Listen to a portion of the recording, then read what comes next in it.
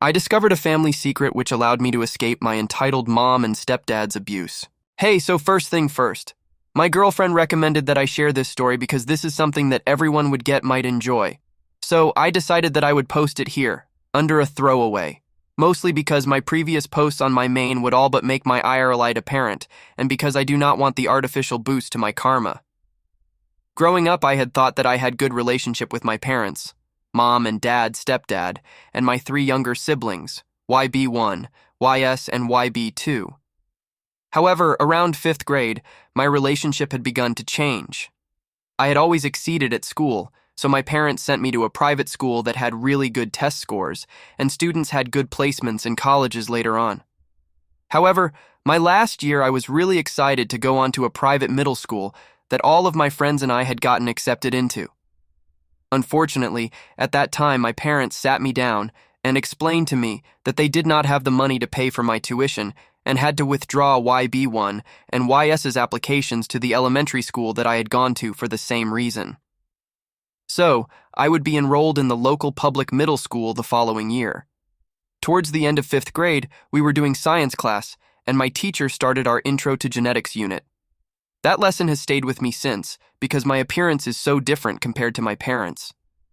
As of now, I'm in my 20s and I share literally no features with my mom, so I started to begin asking my teacher some very difficult questions about genetics in class, and after answering which traits tend to be dominant, she realized where I was going and immediately shut me down. Over that summer, I read pretty much every book I could on the subject before I did something dumb. I went to my dad and asked him if I was adopted. This conversation didn't end well. I don't remember everything that was said, but it escalated very quickly and ended with him hitting me. My dad hit me so hard that he actually broke my right cheekbone. My mom rushed me to the hospital, and I was coached saying that I was accidentally hit by a doorknob, which I eventually had to repeat the same thing to CPS. After a week back from the hospital, my mom and dad revealed to me that he was actually my stepdad. When they were in college, my mom was dating a guy who she said was a real asshole. When they found out that she was pregnant, he left her. But my stepdad stepped up and did everything that he could, and they put his name on my birth certificate. My mom then explained that when I confronted my stepdad that it really hurt him and lashed out in anger. It was wrong, and they both asked for forgiveness. I unfortunately agreed. We seemed to go back to being a somewhat normal family again, but I began to notice things that I didn't before. Whenever my younger siblings needed something, my mom and stepdad would drop everything to help them. Meanwhile, I was told to figure it out myself. For birthdays, I would get next to no attention, usually just a hug from my mom. I didn't even get a cake after I turned 6. Meanwhile, my siblings would get a party and the works pulled out for them. My stepdad would come back from work and wanted nothing to do with me. Even as a little kid, I was a massive nerd who wanted to go to museums and all those nerdy kid things and had zero interest in sports. My brothers were the exact opposite, and he spent much of his free time playing or watching sports with them. If my brothers wanted to go to see a game or something, my stepdad would move heaven and earth to bring them and usually drag me along. If I wanted to see the new Devonian fossil exhibit at the local museum, then there was no way I could go because he was busy. Once he even told me, "Sorry, but that basketball game took up your entire entertainment budget this month." BTW, that was the same game that when he saw that I brought my copy of Cosmos, he threw it out because I shouldn't have brought a book to a family event.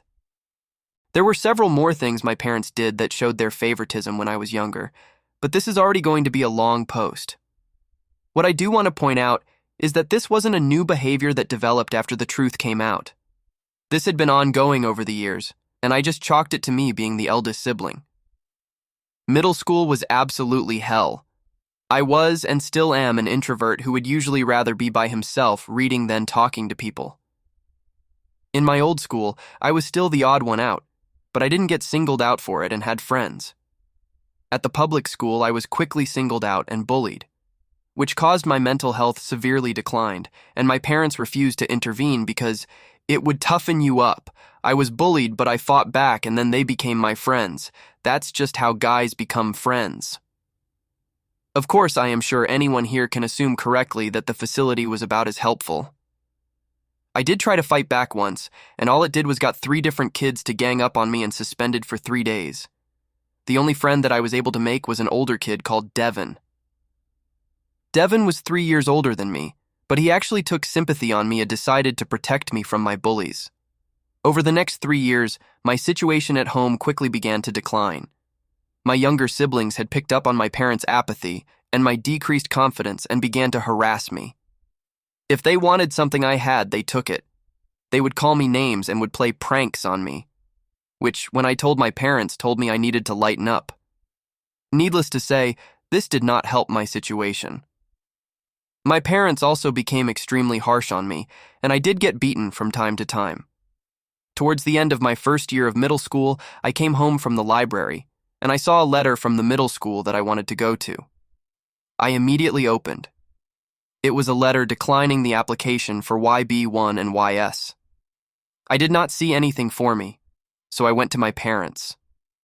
They punished me for opening their mail, but when I pushed it, they told me that YB1 and YS did more to deserve going to that middle school. Mind you, at this time, and before I had near-perfect grades. When I argued that if they could afford to send YB1 and YS, then I should be able to go. I was beaten for talking back and opening my parents' mail. I will be honest, during this time I did try self-harm. Whenever I did, my situation would briefly improve. I became the center of my parents' world. Teachers would intervene to stop the bullying, and even some of the kids at school would begin to be friendly to me. But after a week, things would quickly slide back. The only person who was actually they for me in my life was Devin. One day during the early part of 8th grade, I broke down and told Devin about my biological father. I had been having thoughts about why he abandoned me when he found out, how it was partially his fault that my life was the way it was. There was a lot else I said, but that was the key part. During my venting session, I revealed that my mom had let my dad's first and last name slip recently, and I knew his name. So Devin offered help me research my dad. That day, Devin and I went to his house and began to essentially cyberstalk him. My bio dad was, still is, a college professor at a research university about 200-ish miles from where we lived. We also found that he was married, and I learned I had another younger sister, and my stepmom was pregnant. That night, Devin and I hatched a plan, which we would carry out the following day. I came to school, and as soon as I stepped off the bus, I went the high school student parking lot and got into Devin's car, and we left. We arrived at the university around noon. After parking, Devin immediately went to the student center and asked which office my dad worked at and got directions. We went there, and he was gone on lunch. But when he came back about an hour later, he saw us sitting outside his office and asked who we were. I remember asking for his name and then asking if he knew my mom. When he confirmed both, I told him who I was and that I believed I was his son. I just wanted to say, as chessy as it sounds to me looking back, it is Devin who coached me on that. Bastard probably just watched a bad Hallmark drama or something. I remember that he immediately hugged me warmly and started saying, "Oh my God," over and over. He immediately brought us in his office to talk and canceled his classes for the day. After that, Devin left, and my dad took me home and introduced me to his family. My stepmom was surprised. She knew my dad had a son, but a 13-year-old popping out of nowhere is kind of a surprise. Then they explained what happened. According to my dad, he was dating my mom during their senior year of college when she told him that she was pregnant. He and my mom were having problems in their relationship, and he suspected that she was cheating on him. He was planning on breaking up with her when she had told him.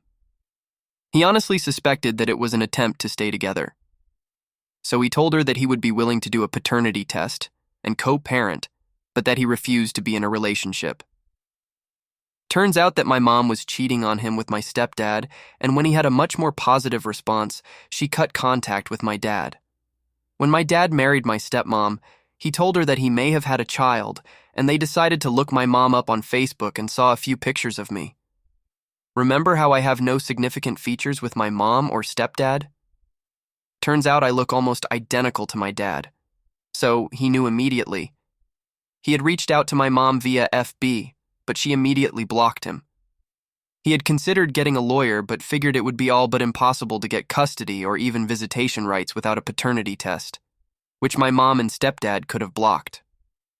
I told him everything that my mom and stepdad had put me through, even more than what had been said above. When I finished, I was crying, and my stepmom was consoling me. After it was all out, my dad wordlessly stood up, went into the next room and called a lawyer, and then called the police. The police, social services, and CPS all showed up and took me into custody. To summarize everything, I was taken out of my mom's and stepdad's custody and became a temporary ward of the state. A paternity test was taken, and it confirmed everything that my dad told me. Then I was placed into my dad and stepmom's care, and I was given a restraining order until I reached the age of 18. I won't pretend that everything was perfect.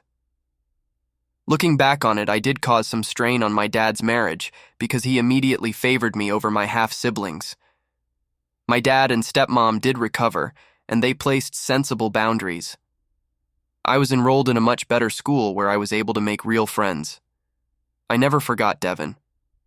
We stayed in contact, but due to the distance, our contact isn't as consistent as it used to be. We still talk regularly, though. Devin is doing well. After high school, he became an underwater welder for an oil company, which apparently pays really well. We have met for drinks and to catch up. I asked him why he protected me. He said he wasn't sure, but for whatever reason, when he saw me getting bullied, it just caused something to snap. He also said that he kind of saw me as someone who needed a big brother figure in his life, and that it was the right thing to do. After high school, I went on to college, and I was fairly popular as my confidence had been completely rebuilt. I majored in biology and minored in geology. I am currently a PhD student working in paleontology. I love it.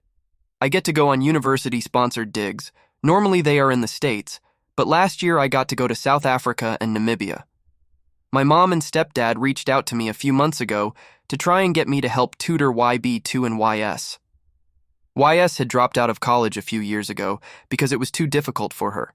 Although she wanted to go back and finish her program, and YB2 wants to get into a good college next year but doesn't have to grades and wants help studying for the ACTs. During that conversation, I noticed my heart was beating out of control and that I was having difficulty breathing. I am certain that it was a panic attack, but I had never had anything like that, so I just hung up on my mom and sat on the couch. The following day, I began to receive a couple of texts from my mom's kids asking for help and blocked all of their numbers. Afterwards, I didn't hear from them until I received a barrage of emails from them on my university email. Essentially, each they were apologizing for how they treated me and that they wanted to fix things so we could be a family. Originally, I had decided that I wanted to send an email back telling them that I wanted no further contact and that even hearing from them was casing a traumatic response over a decade later, and that I feel the only reason that they are reaching out is because they want a free tutor. I never sent it. Instead, I decided simply to block them. In April, I went on a dig in Texas and received a call from the police telling they had been called to my aptee because they had been told that someone had broken in. It was YB1 trying to get in contact with me. I told the police that he was not supposed to be there and that I would like trespassing charges pressed. As it was a first offense, he was able to plea bargain it down to 100 hours of community service. I got back home at the end of May, and I haven't heard from them yet. I think that they got the idea and decided to stop contacting me. Regardless, I have a strong relationship with my dad. We have spent a long time building that relationship and make up for lost time. I have a good relationship with my younger half-siblings from my dad and stepmom. I play with them and spend a lot of time with them, but there is a fairly big age gap between us. My stepmom and I are on good terms. I'm not sure how to describe our relationship, but I would say that while she didn't completely replace the role of a mom in my life, she did become a motherly figure. I have no idea if that makes sense, but it is the best way I can phrase it. I am not entirely sure how to end this. There might be something like a message here, but probably not. I really did just feel that I should share my story. Although I have been sitting here and after initially writing this, when I was recalling the abuse I suffered and started to proofread it, I started to feel extremely anxious. I think that I may have some suppressed trauma and will be looking to get therapy.